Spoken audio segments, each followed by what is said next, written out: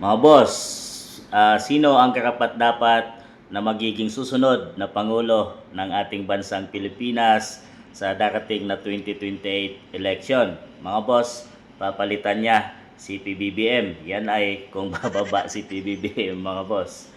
Yan, endorse ng mga artista or endorso ng mga artista, dating BP Leni Robredo at ngayon ay Naga Mayor Leni Robredo, mga boss, versus endorsed by people at inendorso at sinasabing mamayang Pilipino na lang ang kanyang sinasandalan ngayon, BP Inday Sara Duterte, mga boss.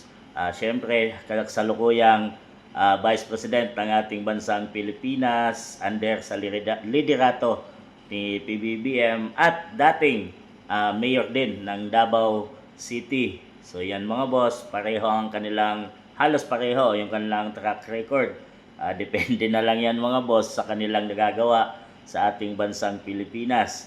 Parehong abogado, mga boss, at talagang yun ang higit nating kailangan na mamumuno sa ating bansang Pilipinas. Dahil ang pagiging abogado ay mas maraming alam tungkol sa kasalukuyan o ang mga nangyayari sa ating bansang Pilipinas, kagaya ng nakaraang Pangulo na si FPRRD, mga boss.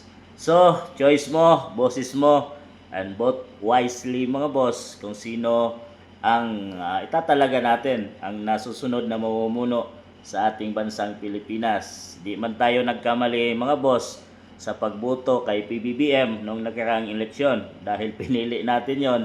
Nagkaroon siya ng 30 million plus votes at yun ay ang pinakamataas sa history ng ating bansang Pilipinas. Pero mas mataas si BP Inday Sara at talagang sila nga ay nagkasundo bilang unity team, mga boss, at kaya naman yun ay nagustuhan ng bansang Pilipinas at ng mamayang Pilipino.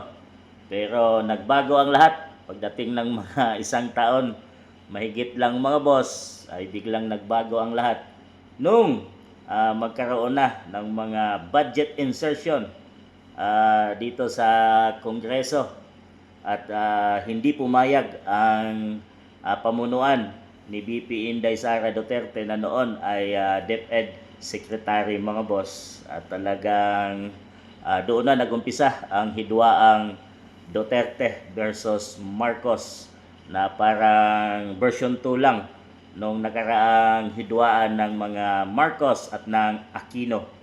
So parang inulit lang, mga boss, ang nakaraang history at ibang version lang ngayon. At ito, mas lalong lumalim, nagkagulo na sa ating bansang Pilipinas at talagang di na magkasundo ang dating magkaibigan na BP at BBM. So nagkagulo-gulo na at di na maintindihan, lalong nababaon na sa kahirapan ng bansang Pilipinas. Parang hindi na alam kung saan na papunta ang bansang Pilipinas dahil sa mga tataas na mga bilihin, kawalan ng trabaho, at talagang halos ilan lang ng mamayang Pilipino ay nabibigyan ng mga tulong kagaya ng mga pork piece ngayon, mga boss, at mga ayuda. So hindi lahat, buong Pilipinas ay nakakatanggap nito, mga boss. Talagang darating at nalalapit na ang 2028 election.